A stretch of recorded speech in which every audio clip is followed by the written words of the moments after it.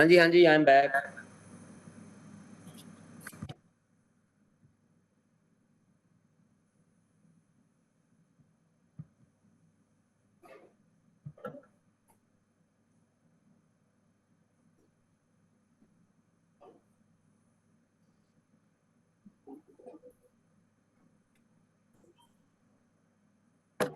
लो जी,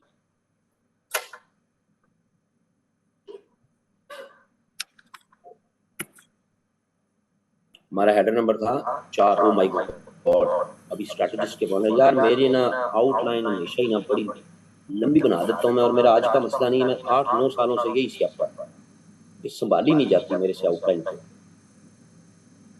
तो मुख्तलिफ theorist strategist वो जनाब कैसे देखते हैं, जाहिर है पूरा आप एक वॉर का सिनेरियो बना रहे हैं, तो पढ़े लिखे लोगों की भी बात जो है उसको भी तो इनकॉर्पोरेट करना जरूरी है ना जी।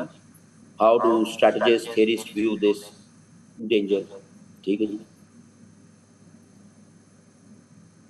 तो इसमें बात यह है कि कभी भी कोई ग्लोबल टेंशन जो है ना जी,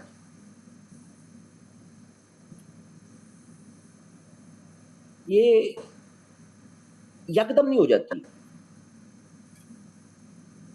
ठीक है जी। Global tension, it don't tensions don't happen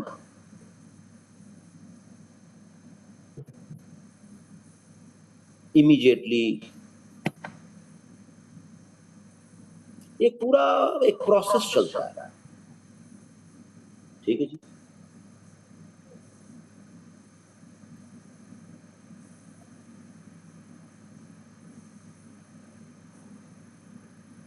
ठीक है जी।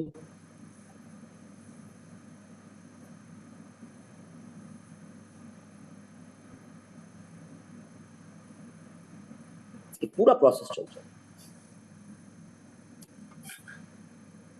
और उसको जाहिर है फिर जो थिंकर्स होते हैं वो उसको एवेलुएट करते हैं, उस पर अपनी स्पेकुलेशंस करते हैं, एनालिसिस करते हैं। एकदम से तो नहीं हो जाता ना।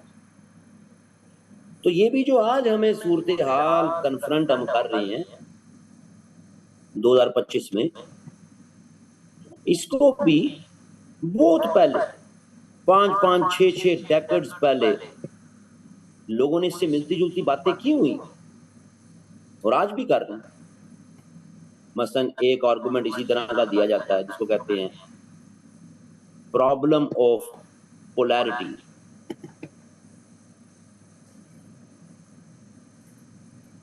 प्रॉब्लम ऑफ पोलैरिटी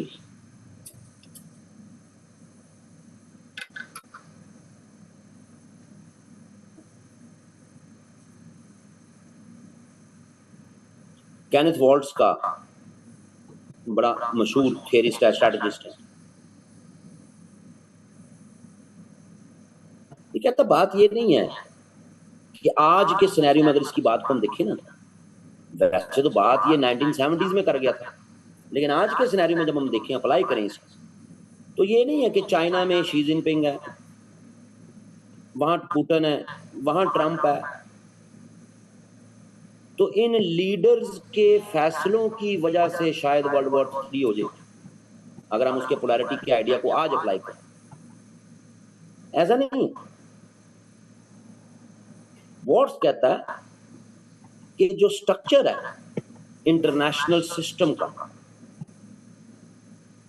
वो कंपेल करता है कि आपने पीस की तरफ जाना है या वॉर की तरफ जाना है। ये किसी के इख्तियार में नहीं होता जी, ये ढांचा कि कोई लीडर फैसला कर दे कि मैंने पीस की तरफ जाना है वॉर की तरफ। वो जो ढांचा है इंटरनेशनल पॉलिटिक्स का, वो आपको लेके जाता है। कौन सा ढांचा? वो कहता है जी अगर दुनिया हो बाइपोलर, 2 पावर्स हो बस, जिस तरह दुनिया ने 1945 से 1991 में देखी। 2 पावर्स थी, आपस में कन्फ्रंटेशन में थी, लेकिन जंग में नहीं गई, क्योंकि जंग में जाएंगी तो पता है कि कोई 3rd वन उठ जाएगा, 4th वन उठ जाएगा हमारी कमजोरियों की वजह से। तो जंग में नहीं गई, कन्फ्रंटेशन चलती रही।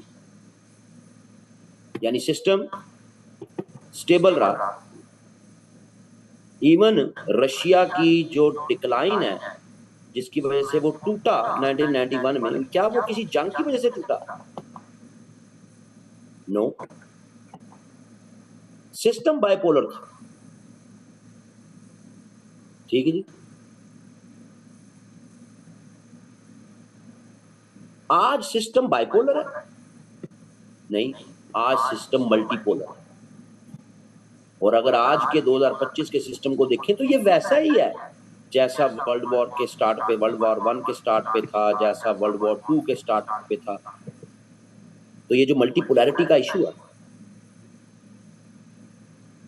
और उसके बाद जो आपकी मेन स्ट्रीम बड़ी ग्रेट पावर्स हैं, उसके अलावा भी तो जो पावर्स हैं वो भी फार मोर डेंजरस हैं, जैसे इंडिया हो गया, पाकिस्तान हो गया, नॉर्थ कोरिया हो गया, एक्सेट्रा एक्सेट्रा, इजराइल हो गया, एक्सेट्रा एक्सेट्रा। ये सब कैपेबिलिटी रखते हैं दुनिया को डिस्ट्रॉय करने की। सही।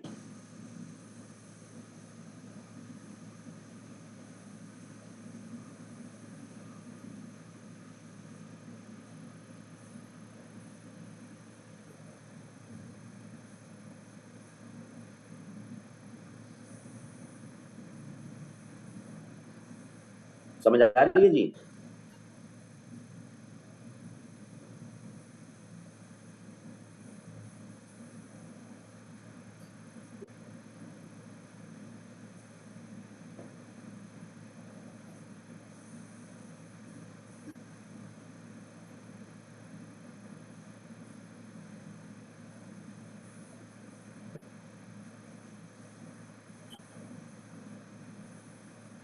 तो वॉल्ट्स ने 1970s में कह दिया था कि मल्टीपोलैरिटी डेंजरस है, इसमें मिसकैलकुलेशंस ज्यादा हो सकती हैं क्योंकि प्लेयर ज्यादा हैं। आज यही है। तो बाबा जी बात तो 1970s में कर गए थे, लेकिन आज तो अप्लाई हो रही है ना जी।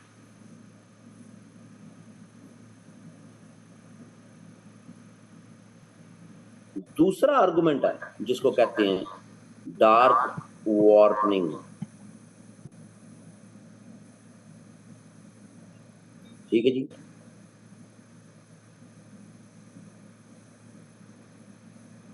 ये आइडिया दिया जॉन मर्शिमर ने।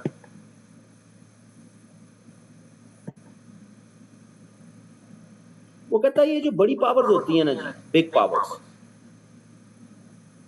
ये किसी ना किसी रीजन में अपनी हेजिमनी जरूर चाहती है। कोई एक में, कोई दूसरे में, कोई तीसरे में, ये अपनी रीजनल हेजिमनी जरूर चाहती है। ये इनके अंदर इनेट होता है जी। जितनी बड़ी पावर, वो उतने ज्यादा रीजन्स में अपनी हेजिमनी जरूर चाहेगा।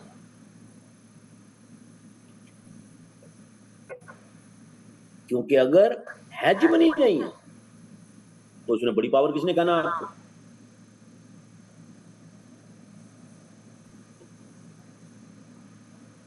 इसने 2013-14 में प्रेडिक्ट कर दिया था कि अगर नेटो बाज ना आया और अपनी एक्सपेंशन जारी रखी तो रशियंस रिटेलिएट कहीं ना कहीं कर जाएंगे यूरोप।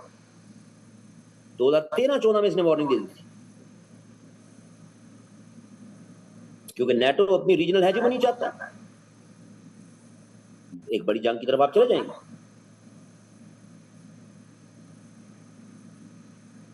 और 2024-25 में आप उसके अगर लेक्चर्स उठा के देखें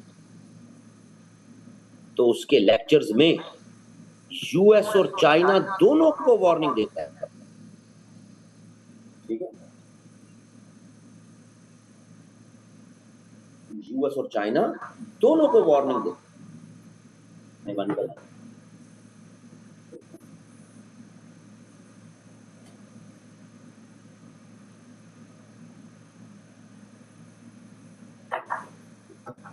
एक मिनट ठहरिएगा जी, जरा 1 मिनट।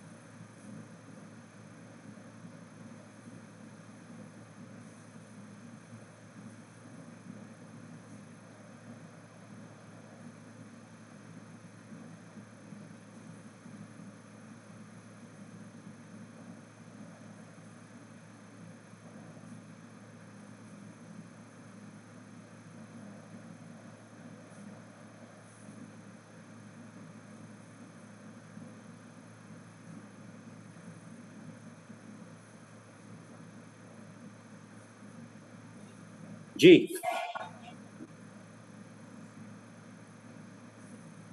यार कौन है जरा बैल बजा रहा बाहरों गुलफाम कौन पहला मारी जा रहा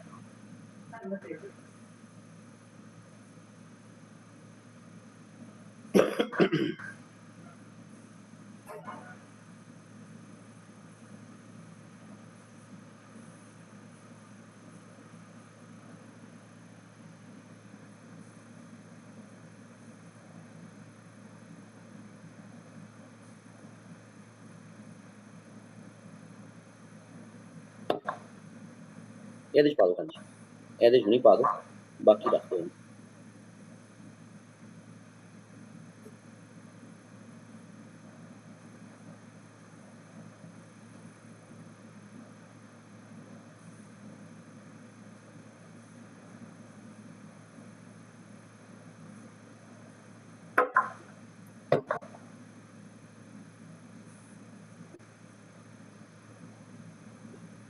यार हाँ जी देखो कौन बल्ला है कोई गल करने लगी तो बाहर पहला तो बल्ला क्यों मार जाता है पागल का बच्चा कोई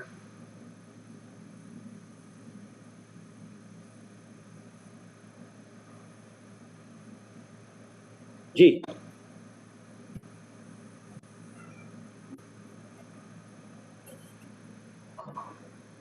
कौन है शाबाश सही तो जनाब वो डार्क वार्निंग दे रहा है कि रीजनल हेजिमनीज के इरादे आपको जंगों की तरफ ले जाते सही है जी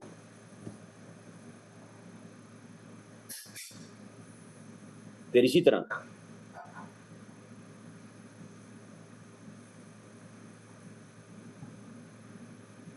डिटेरेंस कंट्रीब्यूशन शेलिंग का आइडिया वे बैक 1960s में उसने आइडिया दिया था लेकिन आज भी रेलेवेंट है वो कहता है डिटेरेंस जो है ना जी ये सिर्फ ये नहीं है कि आपने फोर्स इस्तेमाल कर देनी डिटेरेंस सिर्फ ये नहीं है कि आपने फोर्स इस्तेमाल कर दिया but is about credible threat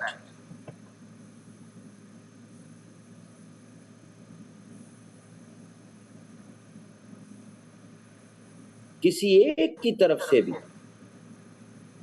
nuclear usage चाहे वो यूएस चाइना की तरफ से हो चाहे वो नेटो रशिया की तरफ से हो चाहे वो इजराइल की तरफ से हो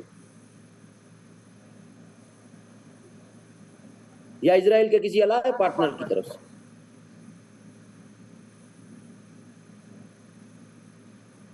तो उसकी बड़ी मशहूर लाइन है threat that leaves something to chance कि बाबा चांस ही है फिर कोई बच गया था कुछ भी नहीं बचना फिर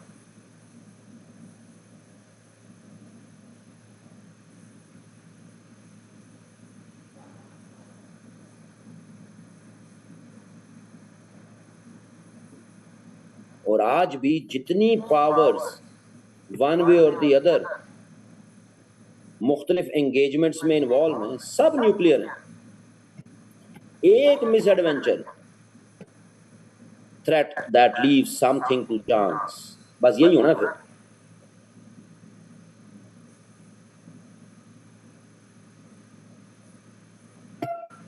थ्यूसिडाइड्स टाइप तो मैं आपको बता चुका हूं ग्राहम एलिसन का ग्राहम एलिसन ने कोई 15-16 केसेस की स्टडी की है जी इंसानी तारीख कि जहां एक राइजिंग पावर चैलेंज करती है रूलिंग पावर और वो कहता है इन 15-16 केसेस में से 12 केसेस में वॉर ही हुई है माजी में इंसानी तारीख वो पुराने ग्रीक्स के दौर से शुरू होता है और ऑनवर्ड्स 1960s तक आता है जब भी एक राइजिंग पावर चैलेंज करती है रूलिंग पावर को, वो 15-16 केसेस स्टडी करता, उन्होंने कहता 12 में तो वार ही हुई है। तो आज भी तो यही है, चाइना यूएस, तो चांसेस हाई हो गए ना जी।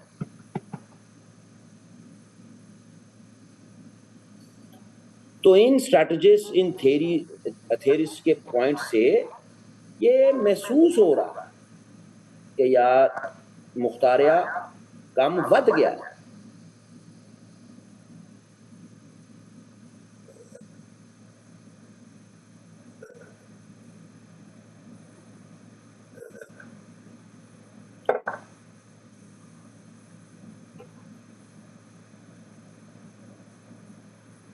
सही है।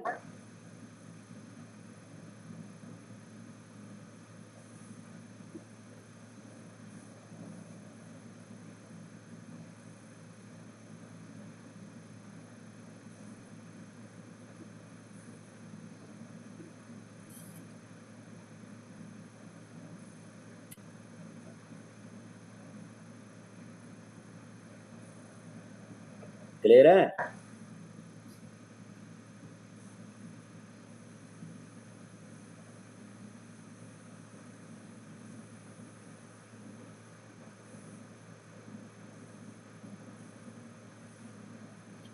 अगर हम इन तमाम स्कॉलर्स, इन तमाम स्ट्रैटेजिस्ट,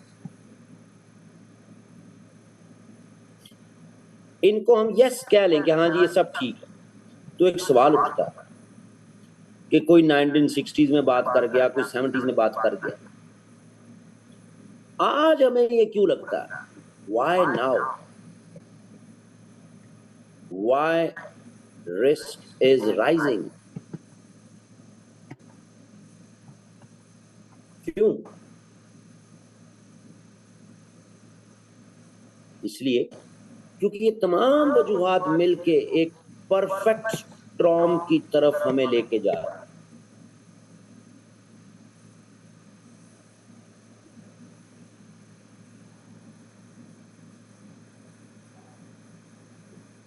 कैसे? साइमल्टेनियस क्राइसिस चलते नजर आते हैं। ठीक है जी,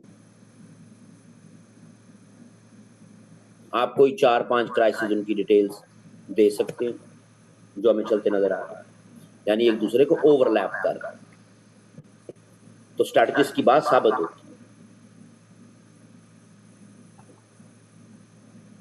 हमें फोर्स मॉडर्नाइजेशन होती नजर आ रही है, मॉडर्नाइज हो रहे हैं, एआई का इस्तेमाल हो रहा है, मिलिटराइजेशन एआई की होती नजर आ रही है।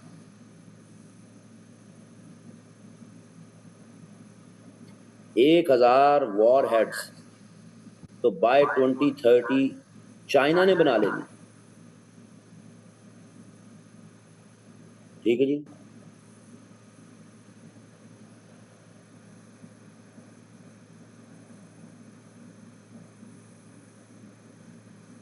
ये जो न्यू आर्म्स रेस है, टेक्नोलॉजी की डोमेन, अब तो एक तरह से वॉर गेम है ना जी। अब तो आपको दुश्मन के इंफ्रास्ट्रक्चर को टारगेट करने के लिए उसको नेकेड आई या even through your cameras, through your surveillance mechanism भी उसको ट्रेस करने की जरूरत नहीं। With the distance of more than 200 kilometres आप दुश्मन के जेट्स को टारगेट कर सकते हैं। अब तो ये एक न्यू आर्म्स रेस की तरफ आप जा रहे हैं in terms of technology, war games.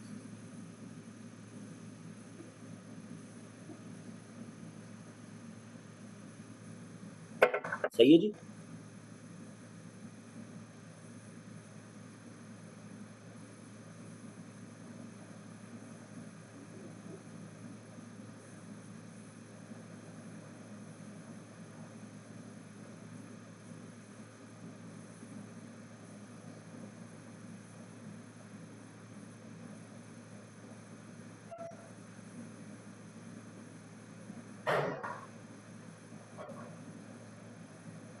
अब आपके पास जो टेक्नोलॉजिकल कंप्रेशन है, इसने डिसीजन मेकिंग का टाइम ही बड़ा कम कर दिया।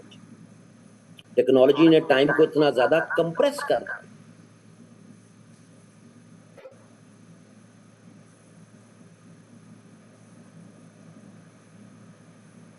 यानी अब कोई अटैक रियल है या नहीं है, आपको इतना टाइम ही नहीं रहा है जी। आप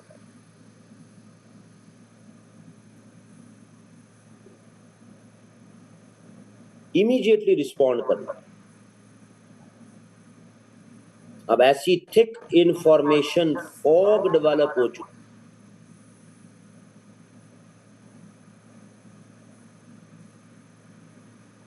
कि जिसमें डिसाइफर करना ही बहुत मुश्किल है। माजी में था, वे बैक 1983 में वो रशियन ऑफिसर था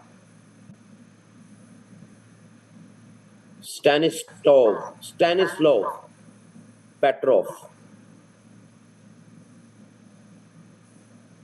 इसने एक अलार्म ग्लिच था, न्यूक्लियर अलार्म ग्लिच रशिया का, वो पकड़ लिया। वरना आधा रशिया तो समझ रहा था कि वाकई अमेरिका ने न्यूक्लियर अटैक कर दिया।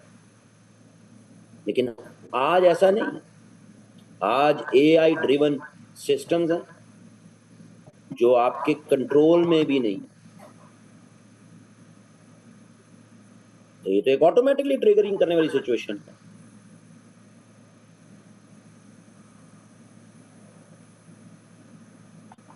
लेकिन जनाब बात यह है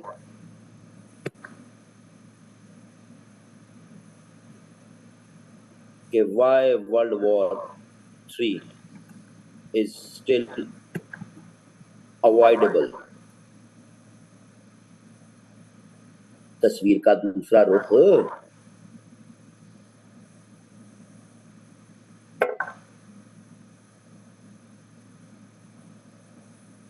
बात यह कि ठीक है, हालात खराब है, पर इतने भी खराब नहीं।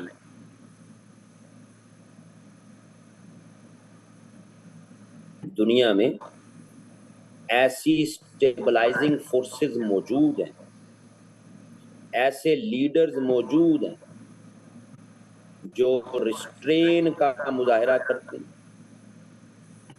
जो डिप्लोमेसी को स्पेस दिलवाते हैं। ऐसे कई फैक्टर्स, ऐसी कई ऑप्शंस मौजूद हैं।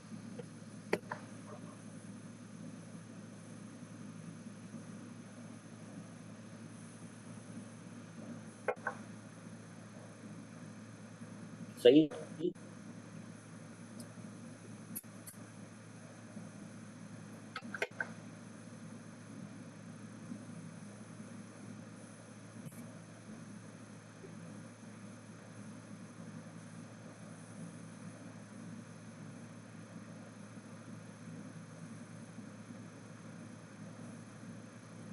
मसलन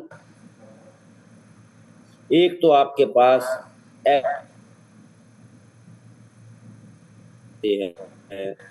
म्यूचुअल अश्योर्ड डिस्ट्रक्शन। इसको आप क्या सेट असाइड कर सकते हैं? 1949 से जब से 2 न्यूक्लियर पावर हुई दुनिया में, टिल डेट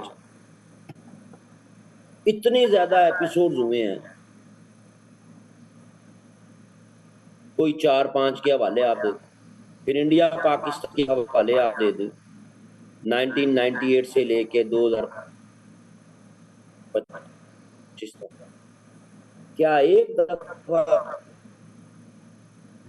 वर्ल्ड वॉर 3 बीच में आ जाती तो फिर झूलेलाल लज पा लिया। तो क्या कोई वॉर हुई है इतने बड़े मैग्नीट्यूड पे?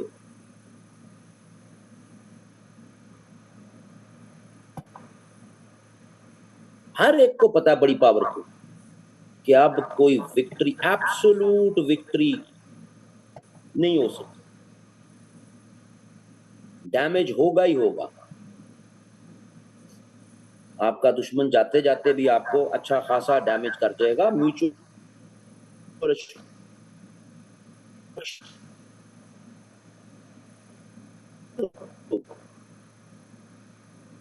20th सेंचुरी जहां पे कोई पावर इतनी कन्विंस हो जाए कि मैं जनाब एब्सोल्यूट विक्ट्री ले जाऊं, अब ऐसा नहीं है। एब्सोल्यूट विक्ट्री भी न्यूक्लियर पावर्स के दरमियान जाते जाते आधी दुनिया से जाएगी। वही अगेन एग्जांपल यूक्रेन की, जितना रशिया यूक्रेन में ट्रैप हुआ, मार देते एक बम, किस्सा खत्म। लेकिन उसकी रिस्पांस आना था ना जी, जिसने उनको कंपेल किया to avoid engaging in World War III। फिर जनाब आप इकोनॉमिक इंटरडिपेंडेंस को कहां लेके जाएंगे?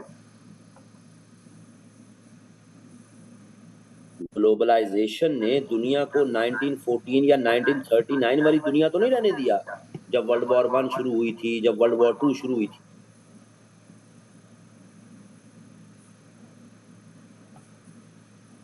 क्या कभी भी कोई दो ग्रेट पावर्स, उनके दरमियान 700 बिलियन यूएस डॉलर की ट्रेड माजी में हो रही थी, जो अब यूएस और चाइना के दरमियान हो रही है? डिस्पाइट डिफरेंसेस 600-700 अरब डॉलर की सालाना ट्रेड कर रहे हैं आपस में। अभी लड़ाई चल रही है, अभी ट्रेड वॉर है।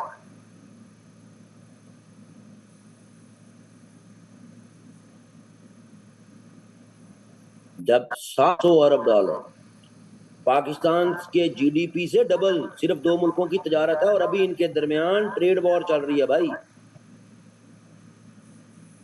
भूखा मारना अपने लोगों को।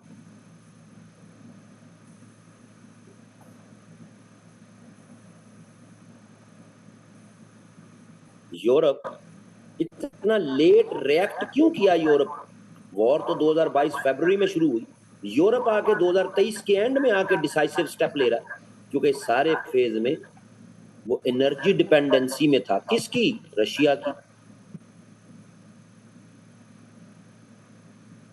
तो वाइड रेंज वॉर नहीं हो सकती, यूक्रेन में रहेगी वॉर।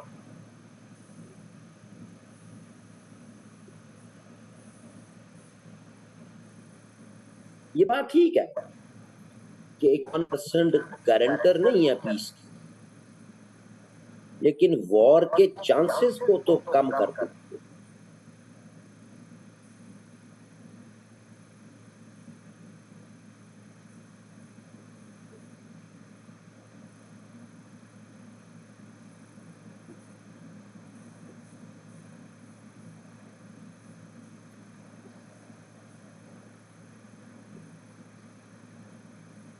सही है।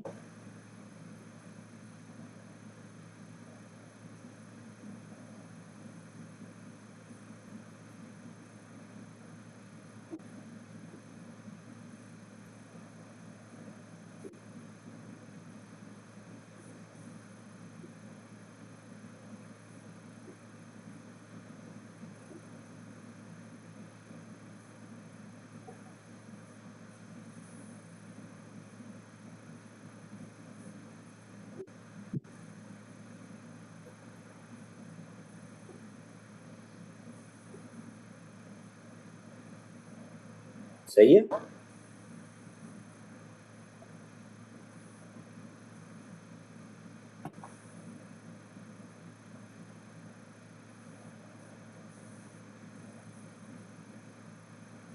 फिर इसी तरह crisis learning and escalation management, ये भी दुनिया की बढ़ गई है भाई, पुरानी दुनिया नहीं रही है। अब इतने रंग और नस्ल और इतनी तरह तरह के क्राइसिस देख चुकी है दुनिया कि उनसे निकलना किस तरह है, उनको मैनेज कैसे करना, ये दुनिया ऑलरेडी सीख चुकी है। ये कोई 1962 की दुनिया नहीं है कि अनसर्टेनिटी रहे, क्यूबन मिसाइल क्राइसिस की।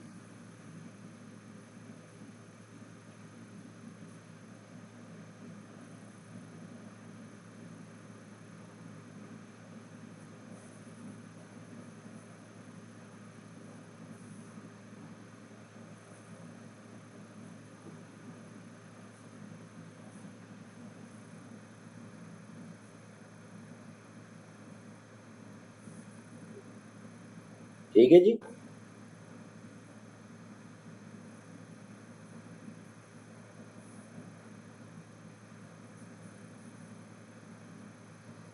दो 2024 में ईरान इजराइल ने एक दूसरे पे अटैक किए,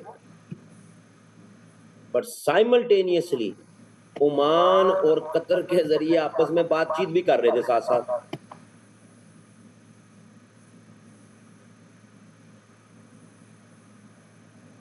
कैसा?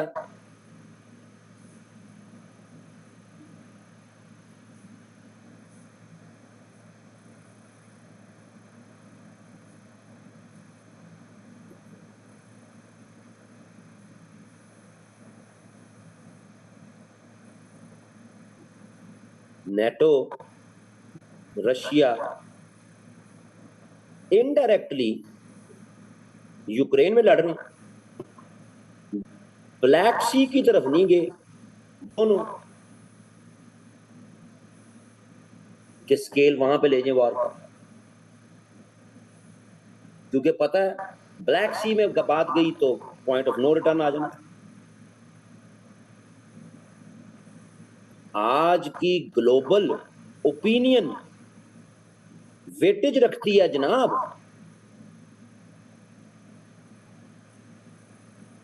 आज की दुनिया 1914 या 1939 की नहीं है।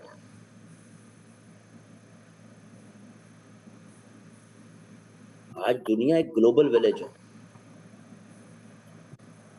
आपके खुद के सिटीजन्स विद इन आवर्स उनकी ओपिनियन अपनी ही हुकूमत के खिलाफ हो जाती है। हर कोई ये समझता है। आज दुनिया इमीडिएटली पब्लिक रिस्पॉन्ड करती है, और वो एक बहुत बड़ा प्रेशर होता है। आपकी किसी एक कंपनी का बायकॉट, बिलियंस ऑफ डॉलर्स का नुकसान, तो वॉर तो दूर की बात, वॉर जोन में आपकी इन्वॉल्वमेंट भी बड़ी सोच समझ के की जाती है।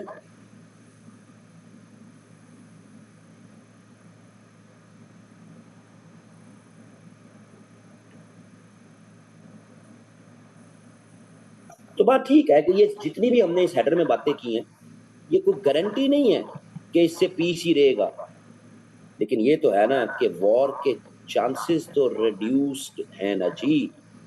तो ये जो वर्ल्ड वॉर 3 की बात है,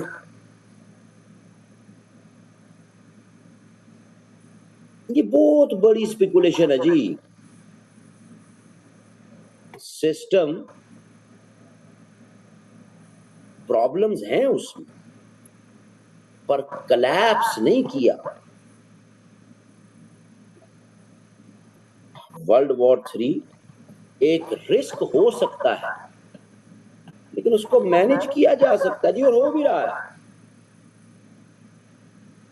ये कोई अनअवॉइडेबल डेस्टिनी नहीं है।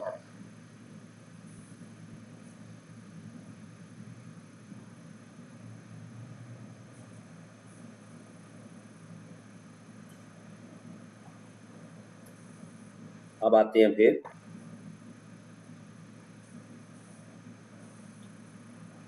क्या प्रोबेबल। जी अस्सलाम वालेकुम। हाँ जी, हाँ जी, बोलो। हाँ, हाँ,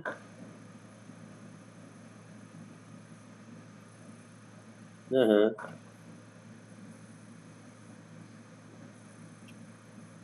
हाँ,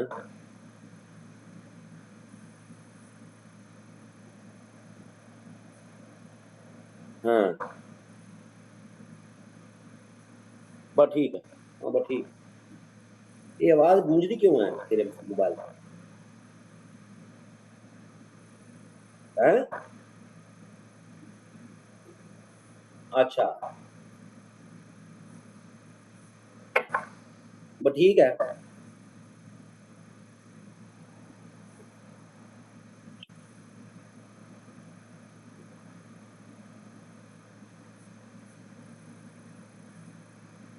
हम्म हम्म हम्म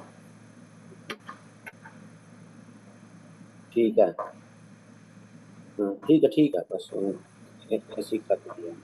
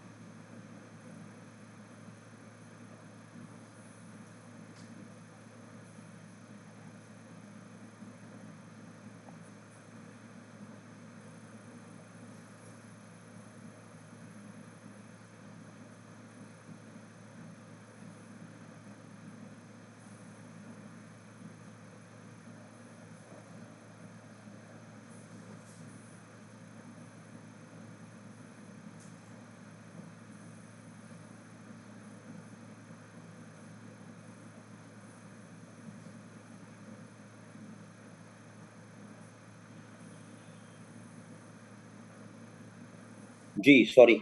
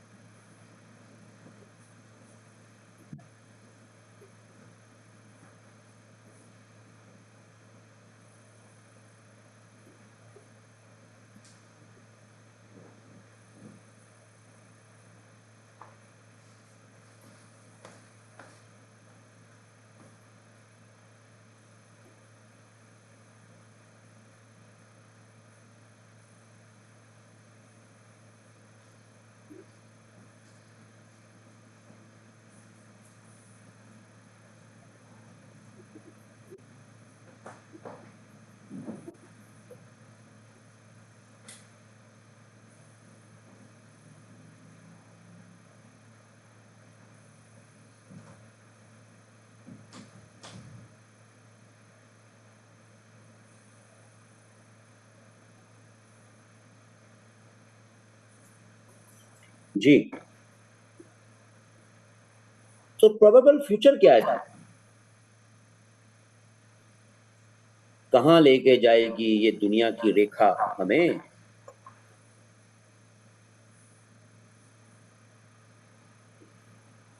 क्यों जी?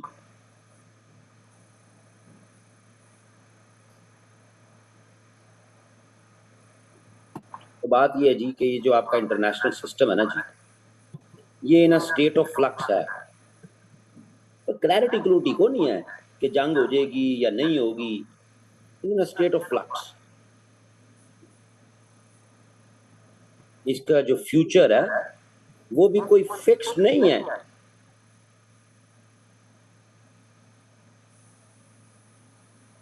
तो इसके लिए तो सिनेरियो प्लानिंग की जाती है। सिनेरियो प्लानिंग एक प्रॉपर डिक्टम है जी, सिनेरियो प्लानिंग, कि जिसके जरिए आप मैप आउट करते हैं पॉसिबल फ्यूचर।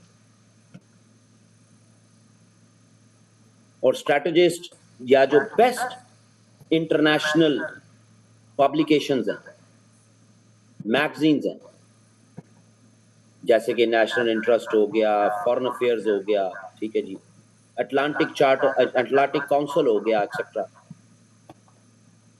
इनमें आप देखें ना तो आपको 3 तरह की सिनेरियोज देखने को मिलती है। एक को कहा जाता है बेस लाइन सिनेरियो। ये कोई यानी फजूल सी बातें नहीं कर देनी, हाँ बात डायलॉग होना चाहिए तो डिप्लोमेसी होनी चाहिए तो ये होना चाहिए तो वो होना चाहिए, नहीं, किससे कहानियां नहीं करनी, प्रॉपर बात करनी है ताकि उसको पता लगे कि वेल रिसर्च ऐसे लिखा गया है, आसान जुबान में लिखा है लेकिन वेल रिसर्च। बेसलाइन सिनेरियो ये कहता है कि कोई वर्ल्ड वॉर नहीं होगी, हाँ ये प्रोलॉन्ग्ड राइवलरीज चलती रहेंगी।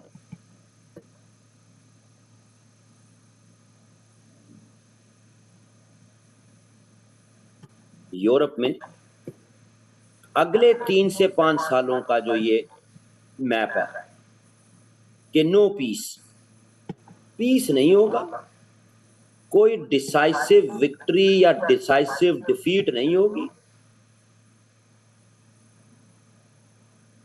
ये हॉस्टिलिटी चलती रहेगी।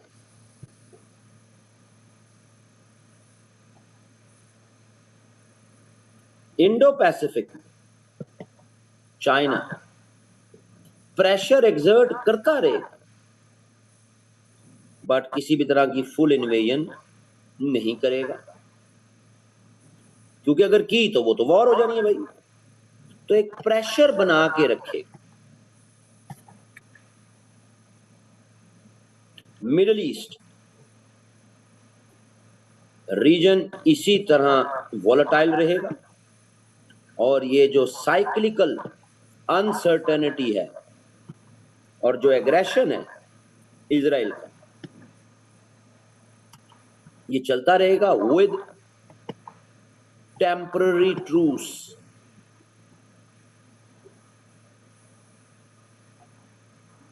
यानी कि कंपटीशन भी होते रहेंगे, हर कोई अपनी टेक्नोलॉजी और आर्म्स भी बढ़ाता रहे, लेकिन no direct great power clash. ये बेसलाइन सिनेरियो। फिर इसी तरह बेस्ट केस सिनेरियो भी दिया जाता है। Best case scenario,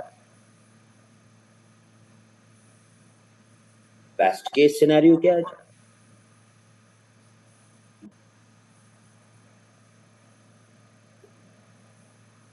renewed diplomacy होती नजर आ सकती है अगले 3 से 5 साल।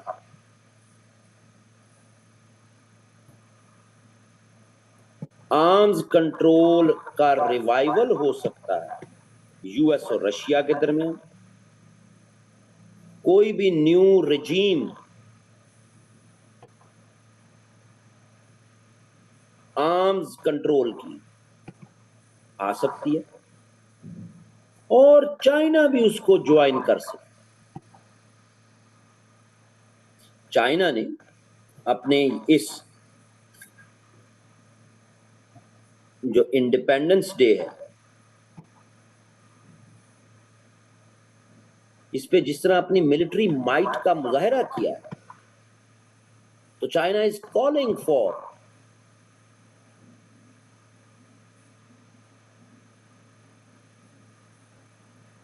न करें,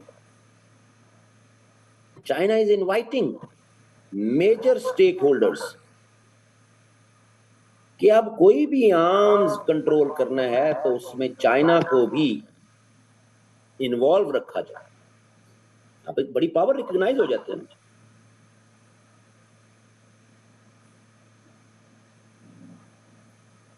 ठीक है जी। हम देख रहे हैं कि दूसरी तरफ जहां ये है, दूसरी तरफ इकोनॉमिक स्टेबलाइजेशन भी अगले 3 से 5 साल में होती नजर आ सकती है। डीकॉपलिंग के एक दूसरे की इकोनॉमियों से अपने आप को छुड़ाओ, इसकी जगह डी रिस्किंग का फिनोमेना, कि ज्यादा दूर ना जाओ एक दूसरे से, क्योंकि यूएस और चाइना जितना एक दूसरे से जाएंगे पूरे दुनिया की ग्लोबल सप्लाई चेन डिस्टर्ब होगी। ये दुनिया 2018 में देख चुकी हुई जब इनकी ट्रेड वॉर शुरू हुई। तो बेस्ट केस सिनेरियो ये है कि एक रिन्यूड डिप्लोमेसी आ सकती, और फिर एक वर्स्ट केस सिनेरियो,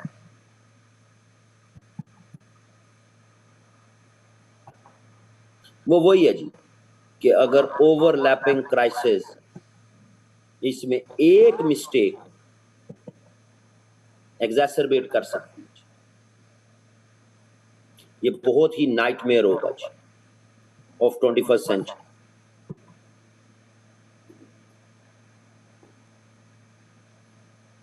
ये खालसतन मिस कैलकुलेशंस पे हो। कोई भी रैशनल स्टेट किसी भी तरह वर्ल्ड वॉर 3 अफोर्ड नहीं कर सकती। ये खालसतन मिस कैलकुलेशंस का नतीजा होगा, और ये मिस कैलकुलेशंस स्मॉल स्टेट्स जो कि अफेक्टेड है,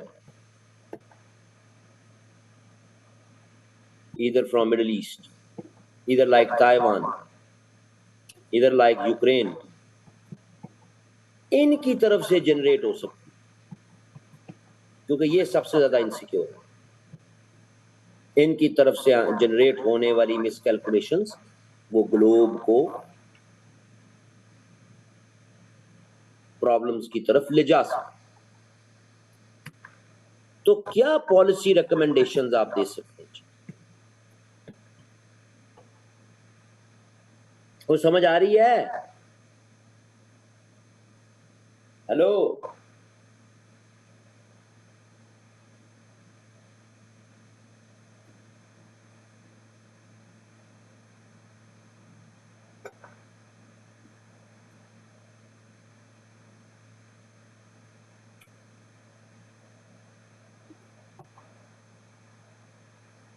भाई दुनिया को चाहिए कि वॉर को अवॉइड करना है तो स्ट्रेटेजिक रिस्क रिडक्शन पे आए। स्ट्रेटेजिक रिस्क रिडक्शन कैसी हो सकती? आपस में हॉटलाइंस स्टैब्लिश रखें, बातचीत चलाते रहें, no first use of nuclear weapon पर प्लेज करें सब,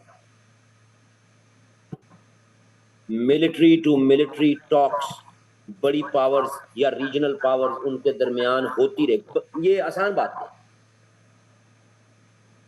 ठीक है जी।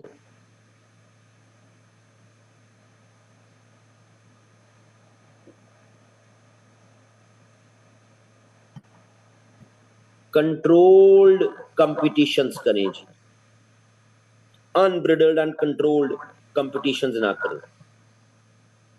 साइबर नॉर्म्स डेवलप करें, एग्रीमेंट्स करें, साइबर स्पेस एक दूसरे की वायलेट ना करें, एआई का कंट्रोल्ड यूज करें, जरूरत से ज्यादा वेपनाइजेशन एआई की ना होने दें, ठीक है जी।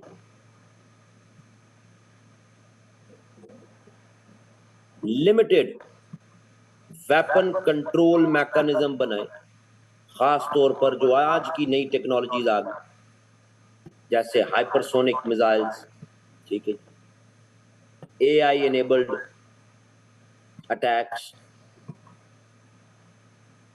चीजें कंट्रोल्ड कंपटीशन में चलाए।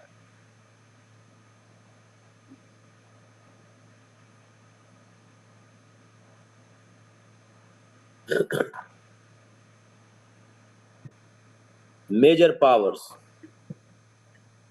कॉन्फ्लिक्ट मीडिएशन करें, ना कि कॉन्फ्लिक्ट की पार्टी बन जाए। मेजर पावर्स कॉन्फ्लिक्ट मीडिएशन करें। आसान हेडर है, इसमें तो आप आसानी से बात लिख सकते।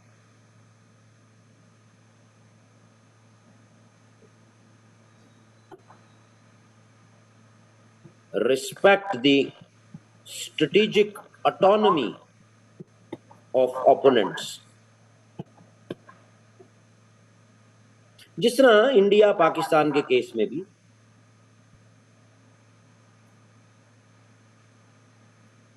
सही है,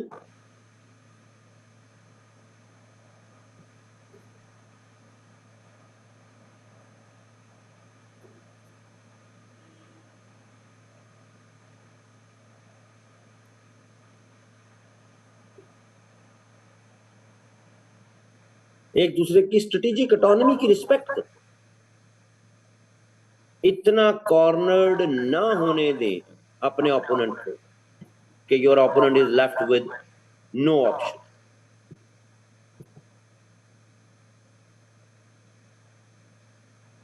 आसान सी बातें, कोई बड़ी बात नहीं, लेकिन स्पेसिफिक थोड़ा जार्गन के साथ बात हो जाएगी तो अच्छी बात है। तो कंक्लूजन ये है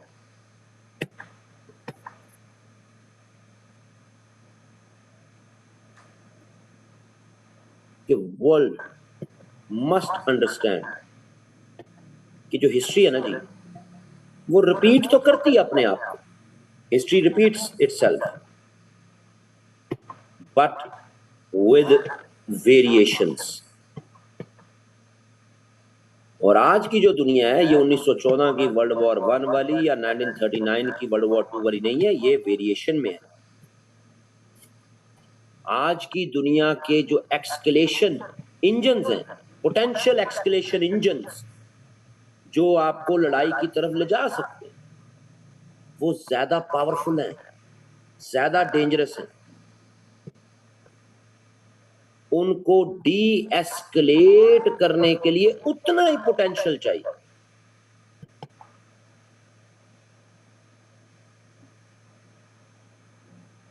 तो डेंजर ऐसा नहीं है कि सिर्फ एक हाइपोथेटिकल प्रोपोजिशन है, स्पेकुलेटिव है। ये जो डेंजर है वर्ल्ड वॉर 3 का, आप इसको हाइपोथेटिकल नहीं कह सकते, ये बिल्कुल है। But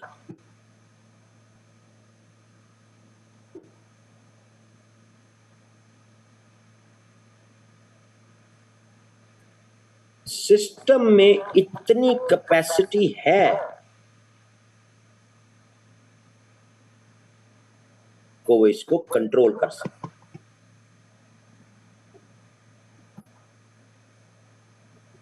it's not in human fate कि उसे हर चंद डेकेड्स के बाद कोई वर्ल्ड वॉर देखनी ही देखनी।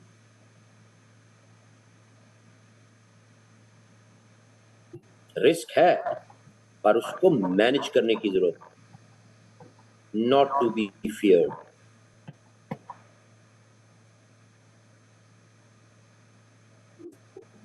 ठीक है जी।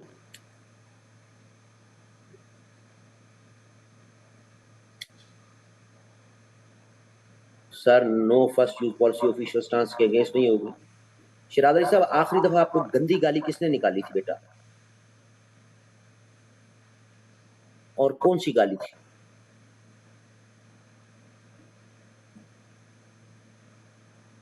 वर्ल्ड वॉर 3 की बात हो रही है, इसमें पाकिस्तान की नो फर्स्ट यूज नहीं, पूरी दुनिया की बात कर रहे हैं आप। जब पूरी दुनिया को आप कह रहे हैं कि भाई पूरी दुनिया इस चीज पे आए, ठीक है, आपने अपनी अलग दुनिया बनानी है। ठीक है जी।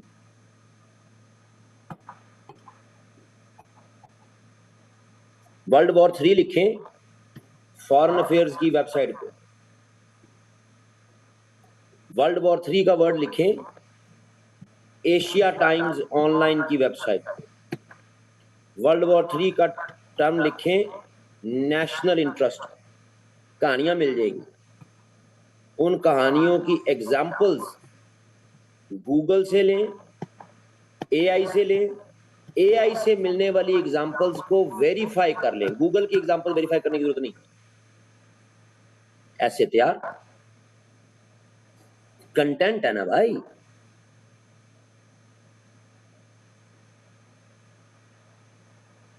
ये था जी, अच्छा हुआ ना एक ही सिटिंग में हो गया, तो जरा बेहतर हो। कल अब क्लास नहीं होगी, कल मैं दूंगा करंट अफेयर वालों को पूरा टाइम, मैं उनके कुछ 4-5 टॉपिक कल करवाऊंगा।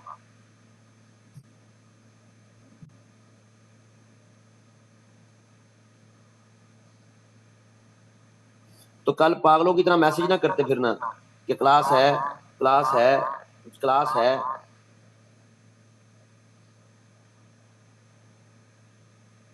ओके।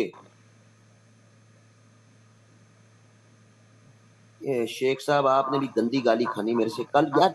आज के 8 से 11, कल 8 से 11 करंट अफेयर का टाइम।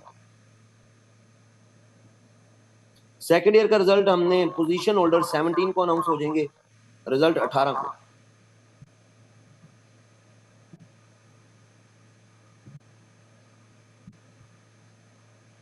ओके जी, टेक केयर, बाय बाय।